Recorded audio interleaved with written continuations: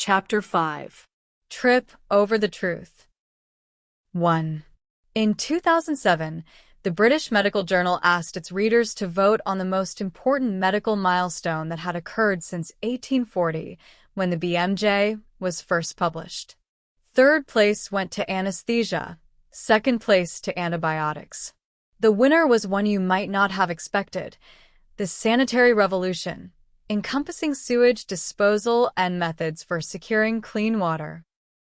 Much of the world, though, is still waiting for that revolution to come. In 2016, there were about 1 billion people worldwide who lacked access to clean water, and also 1 billion, likely many of the same people, who, lacking toilets, defecated outdoors, often in areas used by multiple people.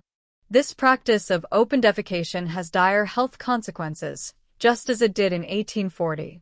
It leads to the mass spread of diseases, among them cholera, hookworm, roundworm, and schistosomiasis, that cause people to suffer or die.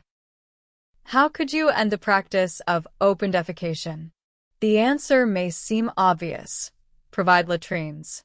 And for years, that was the strategy of many development organizations. In a typical example, WaterAid funded the construction of latrines in 1999 in some villages in northern Bangladesh.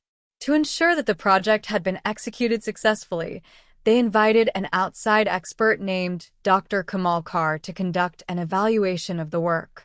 He traveled to the site in Bangladesh, and that's where our story begins. Warning to readers: the story ahead is full of disgusting images, and it also makes frequent use of the S word for feces. We do not use this term gratuitously. Indeed, it's the very heart of the story. But if you... Sure, I should put shit in that structure. That is even better than my house. Carr realized that open defecation was not a hardware problem, it was a behavioral problem. Until the people in a given area wanted to change, the hardware was meaningless. Acting on this insight, he developed a methodology called Community-Led Total Sanitation, CLTS, which has since been used in more than 60 countries around the world. But don't let the boring acronym fool you. This is a shocking process. Here's a stylized description of a typical intervention. A CLTS facilitator arrives in a village and introduces himself. "I'm studying the sanitation profiles of different villages in the area," he says. "Mind if I look around and ask some questions?" Once he has hung around long enough to attract a small crowd, he conducts a transect walk, leading the crowd from one side of the village to the other. "Where do people shit?" he asks, and the villagers direct him to the common areas of defecation. They are embarrassed, eager to move on, but he lingers. He points. "Whose shit is this?" He asks them, "Did anyone shit here today?" A few hands go up. The stench is overpowering. People are covering their noses with their clothes. The facilitator keeps asking disgusting questions. "Why is this shit yellow? Why is this one brown?" The facilitator draws attention to the flies flitting between piles. "Are there often flies here?" Nods all around. He sees a chicken pecking at the shit. "Do you eat this kind of chicken?" More reluctant nods. All his questions are studiously neutral. The facilitator has been trained only to ask questions, not to offer advice or opinions. The group completes the transect walk and stops in a large public space. The crowd has grown larger, curious about what's happening. The facilitator asks them to draw a rough map of the village in the dirt. Quickly, the villagers map out the boundaries of the village, along with important landmarks: a school, a church, a stream. Then the facilitator asks them to use stones or leaves to mark where their individual homes are. Once the map has been filled in, he points to a bag of yellow chalk he has brought and asks them to sprinkle some on the places where people shit. He says, "Where there's more shit, use more chalk." There is nervous laughter.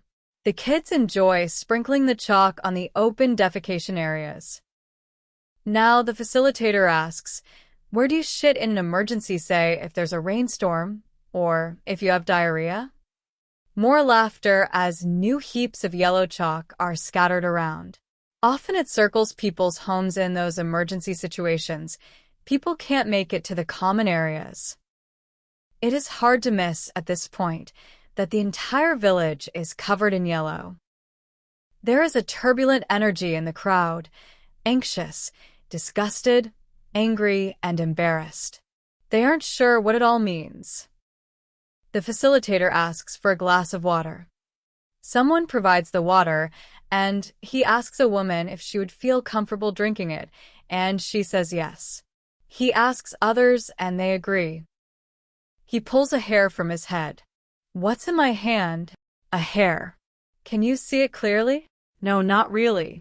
He walks over to a pile of shit near the meeting area and dips his hair into it. Then he plunges the dirty hair into the glass of water and swirls it around. He hands the glass to a villager and asks him to take a drink. The man refuses. He passes it along, but they all refuse. Why do you refuse? Because it has shit in it. The facilitator looks puzzled. He asks, how many legs does a fly have? 6. Right, and they're all serrated. Do you think flies pick up more or less shit than my hair? More. Do you ever see flies on your food? Yes. Then, do you throw out the food? No, then what are you eating? The tension is unbearable now. This is what Kamal Carr calls the ignition moment. The truth is inescapable. They've been eating each other's shit for years. Often at this point, the discussion spirals out of the facilitator's control. People are agitated. They start challenging each other. We can't continue this. This is madness. How can we stop this? They often ask the facilitator what they should do, but he declines to answer. You know your village better than I do. You're free to choose anything you want, including continuing to defecate in public. But the villagers are determined now. It feels intolerable to live with the status quo another day. Carr, the inventor of CLTS, knows it is an emotionally wrenching process. Disgust is the #1 trigger, he said. And shame. What the hell are we doing? Are we human beings? Eating each other's shit. CLTS is brutal, and it is effective. Thousands of communities worldwide have declared themselves open defecation-free, ODF, as a result of the intervention, and in Bangladesh, where CLTS became a cornerstone of national sanitation work, the rate of open defecation has declined from 34% to 1%. What's odd is that CLTS is not really introducing any news. In the example above, for instance, people in the village defecated in public every day. They saw their neighbors doing the same. They smelled shit. They stepped over it. They saw the flies, the chickens. Why did the villagers need CLTS to realize something that was right in front of them? Carr said that villagers will often tell him, this is a truth which nobody wanted to discuss. We're always pushing it under the carpet, and then it was brought out in public and into the daylight. Now there's no way out. The naked truth is out. They didn't really see the truth until they were made to trip over it. 2. Tripping over the truth is an insight that packs an emotional wallop. When you have a sudden realization, one that you didn't see coming, and one that you know viscerally is right, you've tripped over the truth. It's a defining moment that in an instant can change the way you see the world. The psychologist Roy Baumeister has studied these kinds of sudden realizations. People who joined and then left a cult, alcoholics who became sober, intellectuals who embraced communism and then recanted.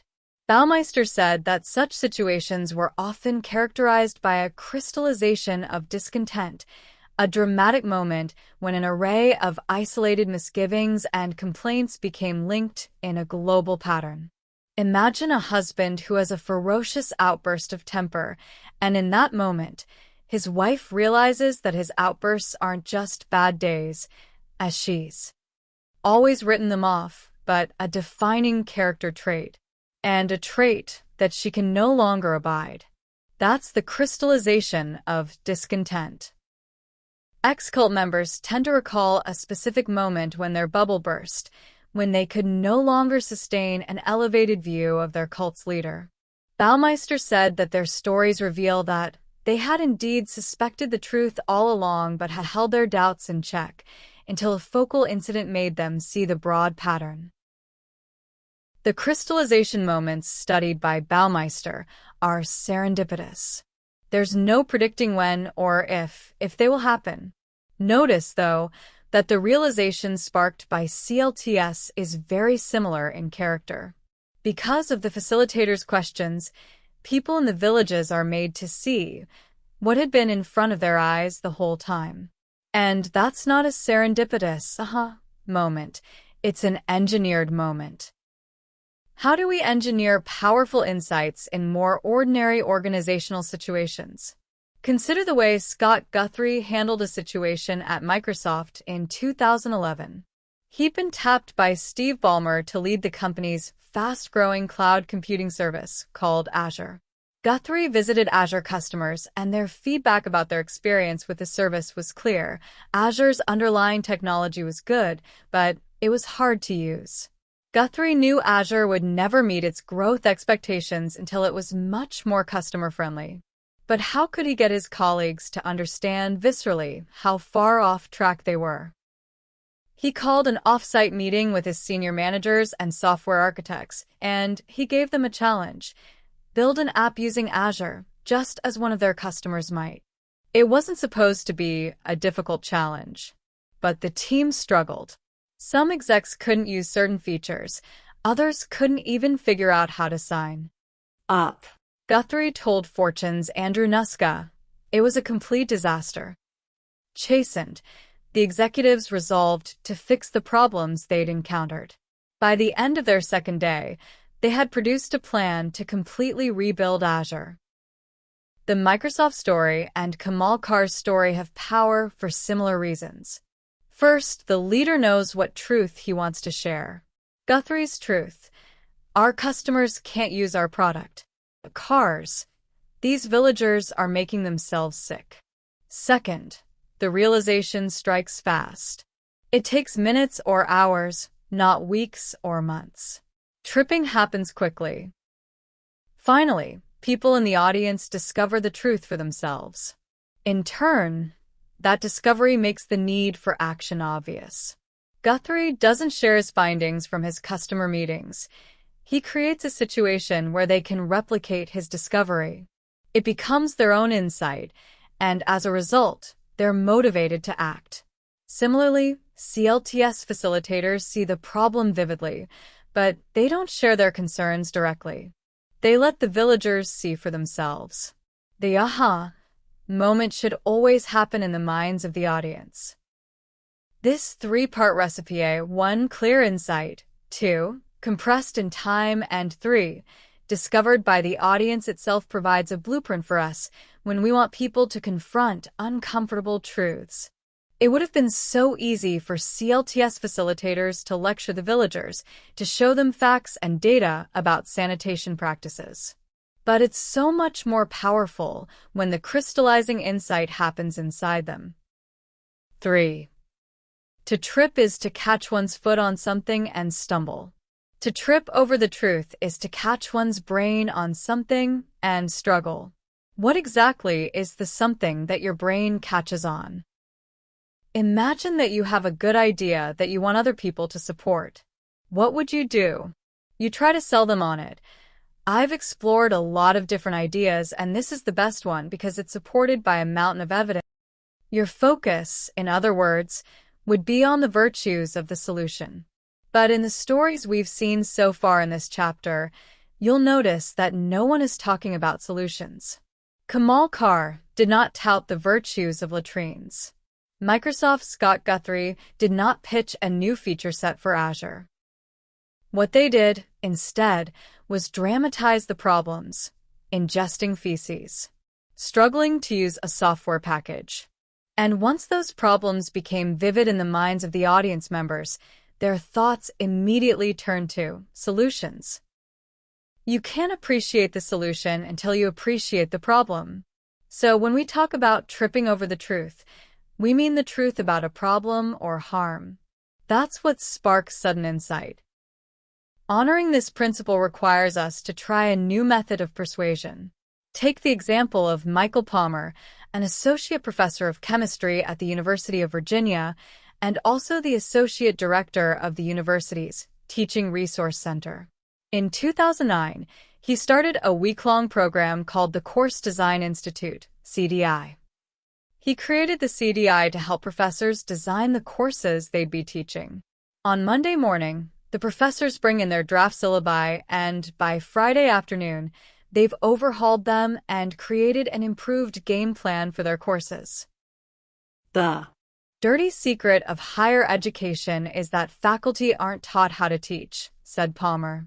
Over the course of the week at Palmer's CDI, the professors learn the science of teaching, how to motivate students, how to reach different types of learners, and how to ensure that students retain the most important concepts. A central element of Palmer's approach to planning a course is called backward integrated design. First, you identify your goals. Second, you figure out how you'd assess whether students had hit those goals. Third, you design activities that would prepare students to excel at those assessments. Sounds simple, no doubt. But the life of a college professor makes this kind of planning very counterintuitive.